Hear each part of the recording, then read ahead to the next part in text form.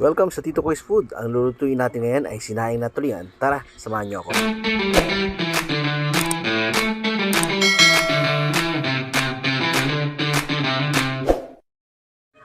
Meron ako ditong 6 or 7 pirasong tulingan. Lalagyan ko lang ito ng mga gilid or hiwa sa bawat gilid ng tulingan. Kayo ba nagtatanggal ba kayo ng buntot ng tulingan pag nagluluto kayo ng tulingan? Kasi kami hindi. Kasi sa probinsya namin, hindi na namin tinatanggal yung buntot. Sabi nila nakakalasa, pero it's either way kung anong gusto nyong gawin. It's either tanggalin nyo or hindi nyo tanggalin. Ang next naman ang gagawin natin ay ipipress natin to. Dahan-dahan lang yung pagpress, yung hindi madudurog para ma-flatten lang yung tulingan. Ganun lang. So gagawin rin natin to sa mga natitirang tulingan. Next naman na gagawin natin is itong dahon ng saging. Iinitin lang natin to para at least madali siyang ma-form dito sa ating tulingan. At para mawala na rin yung mga dumi-dumi nito dahil ito yung gagamitin natin sa loob ng kaldero. Ang susunod naman natin gagawin ay maghihiwa tayo dito or gugupit tayo ng kapiraso. Ito yung gagamitin natin pambalot sa tulingan natin. So after natin mapagupit ng dahon ng saging, pwede na natin itong pambalot sa ating tulingan. So itong tulingan, lalagyan lang natin ito ng asin bawat gilid. After natin malagyan ng asin, kukuha tayo ng dahon ng saging na ating ginupit at ito yung gagawin din nating pambalot. Yung pagbalot pala nito ng dahon ng saging ay hindi naman ganun kahirap. Basta ibabalot mo lang siya and then idadagan mo lang sa tulingan. Parang ganyan lang kasi ilalagay mo rin naman siya sa kaldero kaya wala namang problema yun. Hindi rin matatanggal yun. So gagawin rin natin to sa lahat ng ating mga natitirang tulingan. Maglalagay ng asin and then babalutin natin sa ating mga ginupit na dahon ng saging.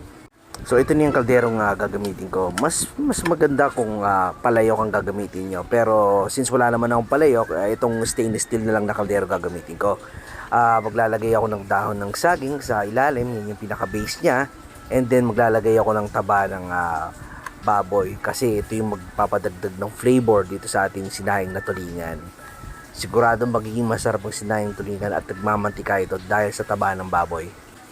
Syempre hindi mawawala itong ating pinatuyong kamyas. Bukod sa asin at taba ng baboy, ito rin yung isa pang magpapalasa ng ating sinahing na tulingan. Ngayon, ilalagay na natin itong ating mga tulingan na merong asin. Isasalansan lang natin ito. So, after natin may lagay yung ating tulingan ng first layer, maglalagay naman tayo ulit ng pinatuyong kamyas. Nga pala, pag wala kayong makitang o mabiling kamyas na pinatuyo, pwede naman siguro kayong gumamit ng kamyas mismo, yung hindi tuyo. Pwede naman siguro yun, pero hindi ko sure kung magiging same pa rin yung lasa.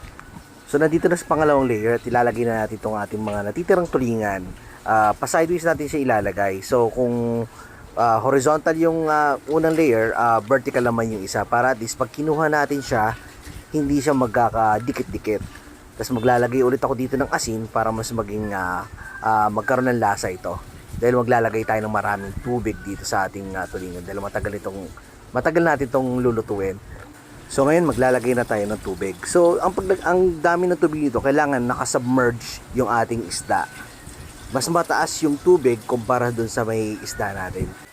So ang gagawin na natin dito, itatakpan na natin to at isasalang na natin to sa medium muna na apoy. Siguro mga 20 minutes na medium hanggang sa kumulo siya.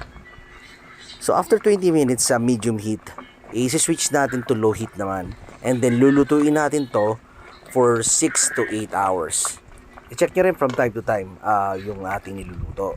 Pag wala na siyang tubig, dagdagan lang ng tubig. As long as maluto siya within 6 to 8 hours. After 8 hours, eto na ang ating sinaing na tulingan. Siguradong masarap ito at malambot. Pati tinik, kain ito. At syempre naglalaway na ako kaya kailangan ko ng tikman to. Kung makikita nyo sa kutsara ko, meron pa siyang tinik-tinik pero sobrang lambot yan, pati yan makakain mo nang hindi ka matitinik. At siguradong parami ang inyong kanin dito sa ating sinaing na tulingan. Natutuwa nga pala ako dahil 100 na yung subscribers ko sa aking YouTube channel. Maraming salamat po sa inyo at hindi po mapapagod na gumawa ng mga videos na ganito. Salamat.